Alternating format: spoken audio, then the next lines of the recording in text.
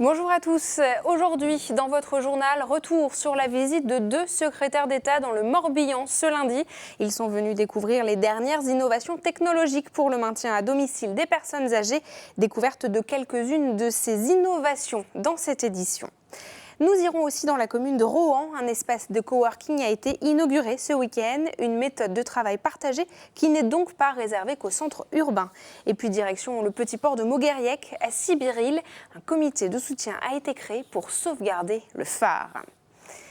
Un point également dans cette édition sur l'actualité sportive, toujours très dense le lundi. Laurent Villebout, bonjour. Bonjour Julie. Et quels sont les titres aujourd'hui ? Nous allons parler asphalte, barre et petite balle blanche. Je vous en dis pas plus. Un sacré programme. On vous retrouve dans un instant, Laurent. Bienvenue à tous dans cette édition du JT Breton. Nous sommes le lundi 6 novembre 2017. Sylvie Cluzel et Julien de Normandie, respectivement secrétaires d'État au handicap et à la cohésion des territoires, étaient à Lorient ce lundi. Ils sont venus inaugurer une chaire universitaire originale, celle du maintien à domicile. À l'école d'ingénieurs, des recherches technologiques peuvent aider au maintien à domicile des personnes âgées et handicapées. Fanny Cocognier nous en dit plus sur ce partenariat entre les écoles d'ingénieurs de Brest et Lorient et le centre de rééducation de Carpape. Des sols sensitifs pour alerter en cas de chute, des robots destinés à la rééducation. Au 4e étage de l'école d'ingénieurs lorientaise, cet appartement connecté rassemble différentes innovations. Ici, étudiants, chercheurs et partenaires privés travaillent sur des solutions pour le maintien à domicile. On va pouvoir monter dans ces appartements des expérimentations spécifiques, comme par exemple autour de l'utilisation des robots compagnons. Et donc là, c'est du matériel qu'on va développer, tester, qui ensuite partira pour essaimage, soit dans des centres de soins, soit vers des entreprises pour commercialisation. Le projet scientifique veut se développer au plus près des besoins du terrain. Personnes handicapées, ergothérapeutes, kinés sont consultés. Le centre de rééducation de Carpape est associé aux recherches. Il y a un besoin particulier qui peut être exprimé par un patient du centre, par exemple. La démarche qu'on met en place avec les étudiants ici de l'école d'ingénieurs, c'est de faire un prototype et ensuite de partager la réalisation complète de ce prototype-là avec n'importe qui pour que ça puisse être reproduit localement. Le but de ces recherches est d'accompagner le désir des personnes de rester vivre à leur domicile. Il est très important qu'il y ait une chaire de maintien à domicile qui travaille aussi sur l'économie derrière que l'on peut faire pour pouvoir développer des solutions qui sont moins coûteuses. Justement, si on met le paquet au départ sur l'évolution de l'appartement possible et qu'on peut rester chez soi, de toute façon, c'est du gagnant-gagnant pour notre société. Ça coûte beaucoup moins cher qu'une place en établissement spécialisé. L'enjeu économique se situe désormais dans la capacité à faire entrer en correspondance ces innovations aux besoins du marché. 4 personnes sont décédées sur les routes de la région ce dimanche et de nombreux blessés sont également à déplorer. Le point avec Benjamin Bréon. Dimanche dramatique sur les routes de Bretagne, au moins 4 personnes y ont trouvé la mort dans une série d'accidents. À Plouarzel, 2 personnes ont été tuées et un enfant grièvement blessé dans une collision frontale. À Trégomeur, c'est une jeune fille qui a trouvé la mort dans un accident lié à la grêle. À Plouer-sur-Rance, un quinquagénaire s'est tué en perdant le contrôle de son véhicule. Plusieurs autres accidents se sont produits dans la même journée. EDF et Naval Énergie abandonnent le projet d'hydrolienne sur le site de Paimpol-Bréhat. Les 2 machines de 300 tonnes avaient été immergées en janvier et mai 2016, mais des problèmes techniques en avaient retardé la production effective d'électricité. 200 millions d'euros ont été investis dans le projet. Il devrait toutefois permettre de tirer des enseignements utiles à une installation prévue, elle, au Canada. Le tribunal de commerce de Lorient a prolongé de 3 mois ce lundi la période d'observation de Naftis Bretagne Sud. L'entreprise de construction et réparation navale avait été placée en redressement il y a 1 an. Ces 35 salariés vont se voir proposer un reclassement sur d'autres sites du groupe. Beaucoup d'entre eux semblent toutefois préférer un licenciement pur et simple. C'est ce lundi qu'a débuté à Brest la première session du service militaire volontaire. 52 garçons et filles de 18 à 25 ans, parfois en difficulté, y ont fait leur premier pas dans la matinée au centre Villeneuve. Après 4 mois d'instruction militaire, ils pourront suivre une formation professionnelle. Parmi les secteurs proposés, la sécurité, le bâtiment, les transports, mais aussi l'hôtellerie et la restauration. Objectif affiché, leur redonner confiance via l'effort et la progression.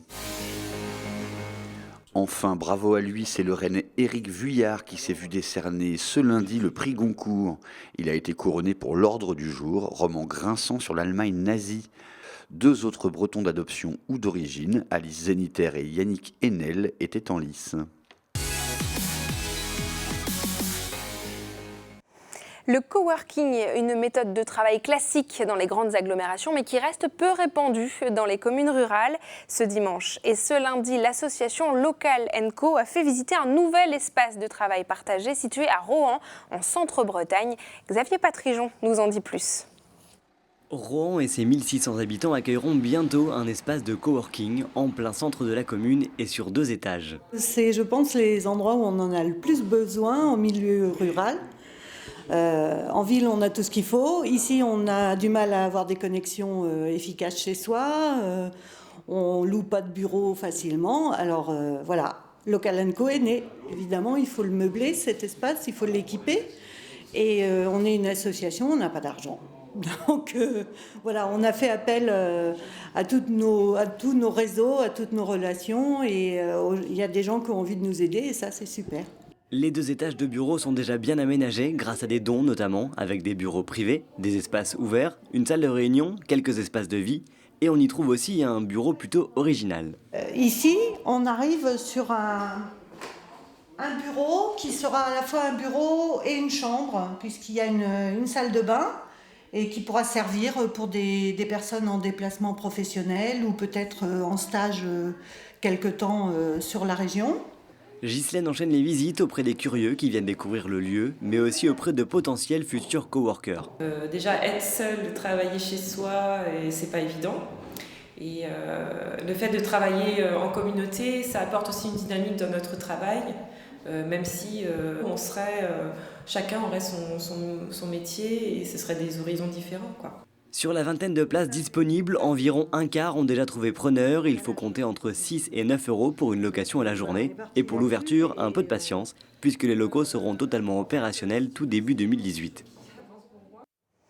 Nos côtes bretonnes brillent chaque nuit grâce aux nombreux phares et l'un d'entre eux pourrait s'éteindre, le phare de Mogueriec à Sibiril, mais une association lui refuse ce sombre destin. Plusieurs centaines d'adhérents ont accueilli ce week-end la marraine du phare, la journaliste Marie-Laure Augry, et Frédéric Lorenzon nous donne plus d'explications. Mobilisation exceptionnelle et invité exceptionnel sur le port de Mogueriec samedi. L'association pour la sauvegarde du phare accueillait la journaliste Marie-Laure Augry, une marraine de choix pour une cause des défenseurs de ce petit phare menacé d'extinction. Quand on m'a expliqué l'histoire de ce phare, qui n'est pas n'importe quel phare, je veux dire qu'il est lié à Eiffel puisqu'il a été conçu par Eiffel, que voilà, il a été immortalisé par les grands peintres, mais que j'ai surtout compris que ça avait un enracinement très très fort pour la population locale, pour les marins-pêcheurs qui avaient participé à l'achat de ce phare. J'ai tout de suite dit oui. Érigé en 1876, le phare et son histoire ont suscité près de 600 adhésions à l'association de sauvegarde. Désormais, l'enjeu est de convaincre l'administration des phares et balises de conserver la fonction nautique du phare pour envisager son sauvetage. Si demain on lui enlève sa fonction nautique, c'est plus un phare, c'est un réverbère. Et nous on veut vraiment lui maintenir sa fonction nautique pour plusieurs raisons. D'abord parce que c'est symbolique, c'est un phare qui a été souhaité par les marins-pêcheurs ici. Et puis on a besoin de la fonction nautique pour son inscription au titre des monuments historiques. Si l'administration accepte de maintenir le phare en activité, la commune veut bien en assumer la propriété à condition que l'association entretienne le phare. Aujourd'hui, les Sibirilois connaissent ce port grâce à son phare. C'est une évidence qu'il faut le conserver. Mais il y a également un atout social parce qu'on s'aperçoit que ça permet également aux gens de discuter, de se réunir, d'avoir des projets communs. Et donc au-delà du patrimoine, j'y vois également un caractère social très important. Signe de cette mobilisation, cette maquette réalisée par cet habitant de la commune, une maquette qui s'allume, signe que le phare, le vrai, doit rester allumé. Dans l'actualité, ce lundi, il y a aussi le résultat des équipes bretonnes. Nous en parlons tout de suite avec Laurent Villebout. Et Laurent, on commence par un rendez-vous incontournable des courses sur route. Oui, il est bel et bien toujours vivant, on l'évoquait dans le Télégramme avant sa tenue et son organisateur était présent dans l'émission Multisport lundi dernier.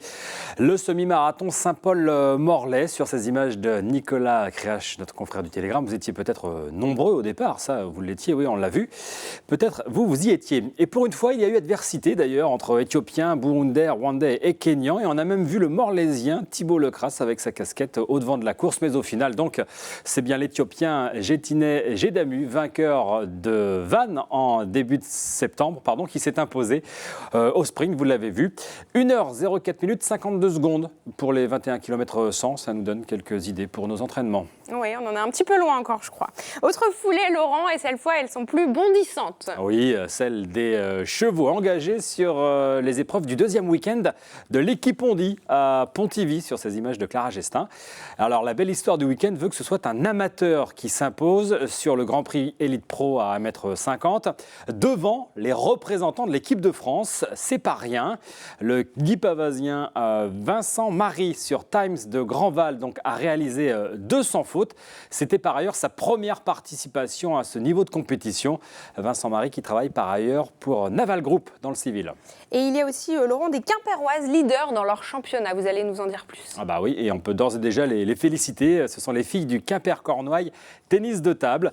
Victorieuses de Nîmes, ici en rouge les Quimpéroises. Victorieuses de Nîmes pour le compte de la 4e journée du championnat de Pro B. Vendredi soir, donc 3 matchs à 1. Les filles de Manu Palu sont en tête de Pro B avec 11 points pris sur 12 en 4 rencontres. Chapeau. Le QCTT, dont le prochain match à domicile aura lieu le 30 janvier, donc face à Schiltigheim. Et un dernier mot de hand, peut-être, Laurent. Si on a le temps, on ne va pas se priver. C'est à noter sur votre agenda. On se retrouve en direct samedi de la Brest Arena pour vous faire vivre le dernier match à domicile du Brest-Bretagne Handball en Ligue des Champions pour cette édition de 2017-2018. C'est face aux Russes de Rostov. Coup d'envoi à 15h, prise d'antenne à 14h55. Le BBH qui a été battu par Midtjylland 27-23 ce samedi.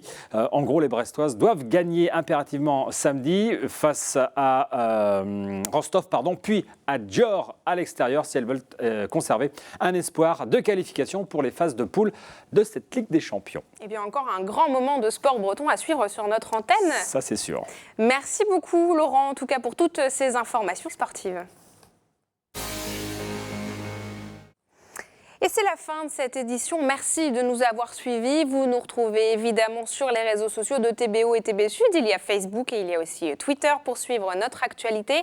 Il y a aussi nos sites internet pour revoir cette édition et puis les replays de toutes nos émissions. On se retrouve demain à 19h pour un nouveau point sur l'actualité régionale. D'ici là, je vous souhaite une très bonne soirée sur nos antennes.